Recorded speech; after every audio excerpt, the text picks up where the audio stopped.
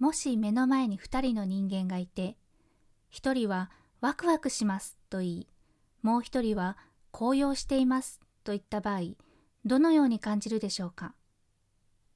ドキドキ、ワクワクなどの言葉は会話にカジュアルな印象を与え、親しみや時には幼い印象を与えることもあります。私には今、小さな子供がいますが、もぐもぐ、くるくるなど、子供とのコミュニケーションにはたくさんのオノマトペを使います。しかしそのような印象のせいか、日本語学習者の中には、オノマトペは少し幼稚でサブ的な学習要素として後回しにする人もいます。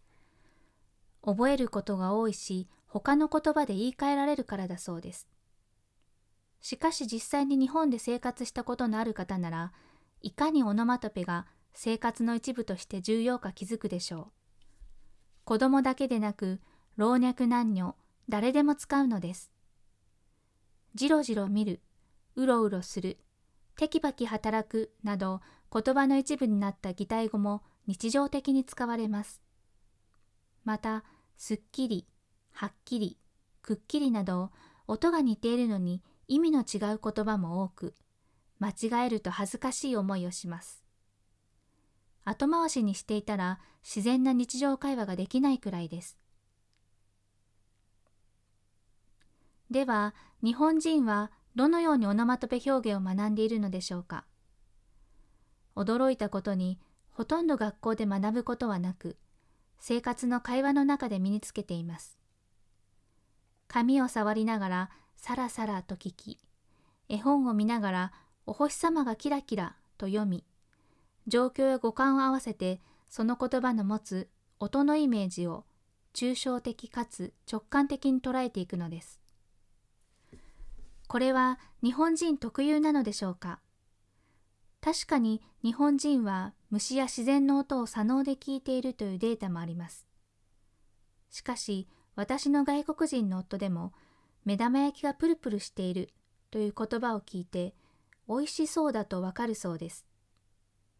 何度も耳にしているとこの感覚は共有できるのだと感じました。濁音が使われていれば重く鈍いイメージ、喫音や発音は軽く弾けるイメージ、K の音は硬く Y の音は柔らかいというように、まずは音のルールに従ってイメージを感じてみること、そして使ってみること。すると次第にこの状況や質感を表現するにはオノマトペを使うしかないと感じることができるようになると思います。こうしてシュッとしている、モフモフしているなど、今でも日本では新しいオノマトペが生み出されています。新しいオノマトペに出会っても大丈夫。音のイメージでなんとなくわかるようになります。先ほど子供っぽいと思われがちなのではと述べたオノマトペですが、実はビジネスにおいても有効だと言われています。手触りサラサラ、もっちり食感。最近ミキミキ伸びているね。さっさと終わらせましょう。など、オノマトペを上手に使うと、商品の細かいニュアンスが伝わりやすかったり、相手のやる気を向上させたりする効果があるのです。日本人では関東より関西、特に大阪の人はオノマトペをよく使うと言われています。これは大阪はもともと商人の町であり、商品の状態を正確に伝えたり、会話に臨場感を与えて、購買意欲を高めたりするのに役立ったからだとも言われています。このようにオノマトペを使うことで会話が豊かになり、相手のやる気を生み出したり、イメージを正確に伝え合うことができます。日本で生活するにおいては必ず必要な学習項目と言えるでしょう。